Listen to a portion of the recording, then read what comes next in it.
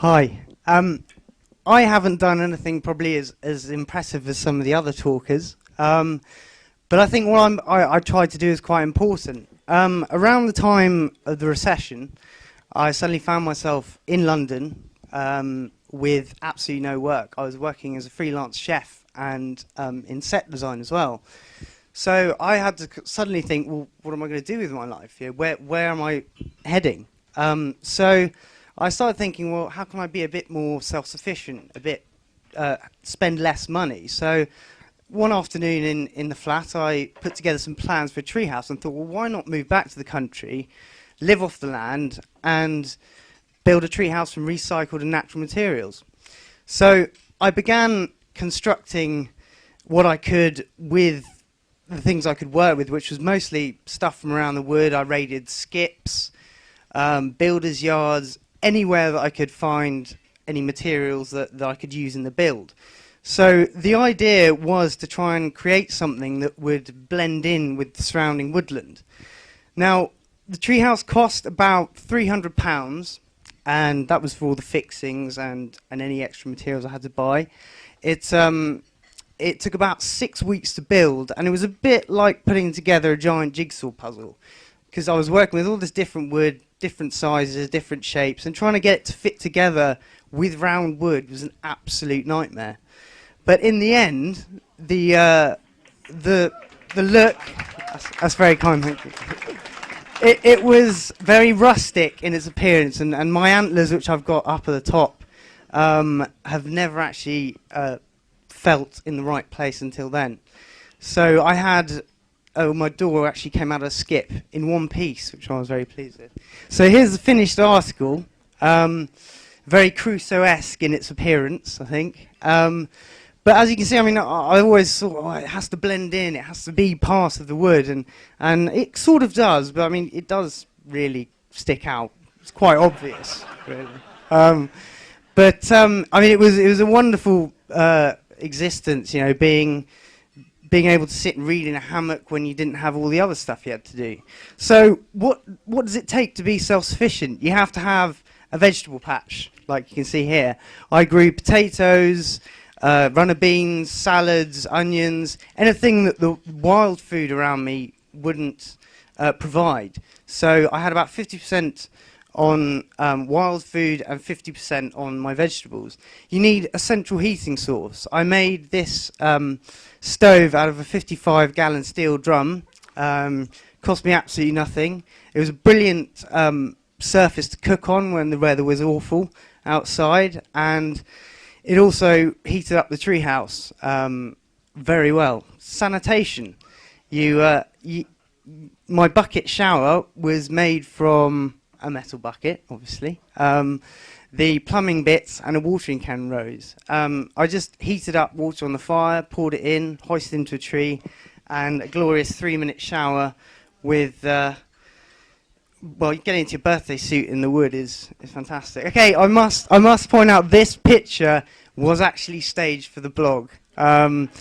This is the throne, as I called it, and it was simply, again, built from natural recycled materials.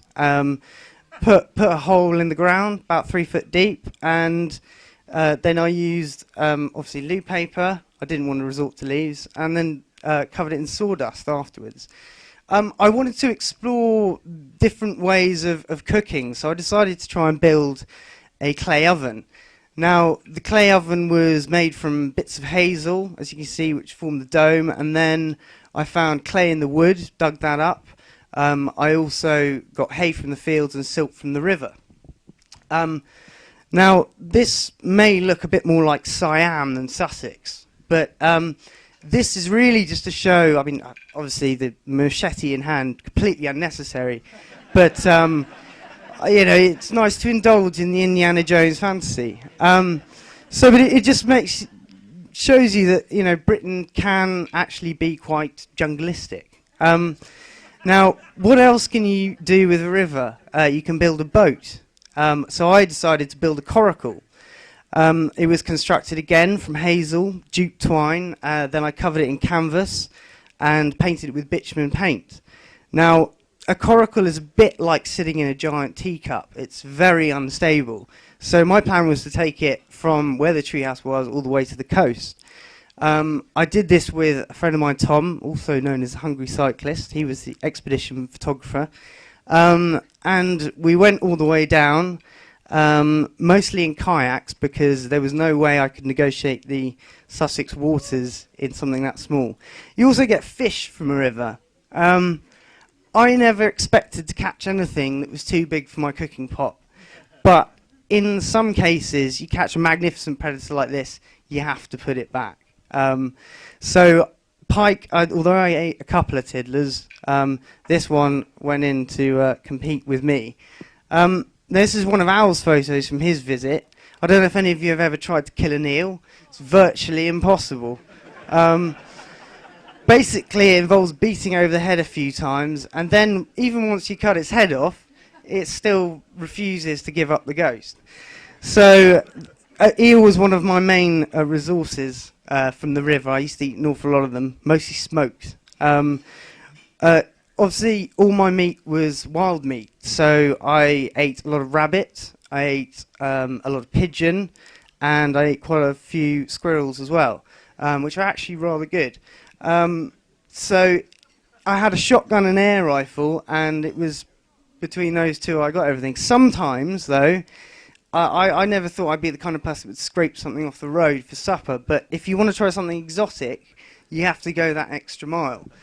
So I decided to try badger. Actually, notice the marigolds on, necessary because they're quite musky. But it's actually very good. It tastes a bit like cross between beef and venison, I would say. Now to the more delicate side of treehouse cuisine. This is a blackberry fool. So obviously seasonality was a very important thing with what I was doing, because I had to wait for things to be ready, especially when it came to the wild larder. So when I was inundated with blackberries, I ate far too many. Now this is the interior of the treehouse. Very comfortable, self-contained living unit. So I got my bed there, which had a double mattress on it. The hops, which you can just see up at the top on the ceiling, just to add that rustic touch. And then all my tools and things in the corner. But I think for me the most important thing, this was my view in the mornings, every morning I woke up. And you know, it really said building a life with your bare hands and making it comfortable is probably one of the most fantastic things you can do. And I think, you know, you don't have to, like other people have said, you don't have to go to the other side of the world to have an adventure. It is right here on our doorstep. Thank you very much.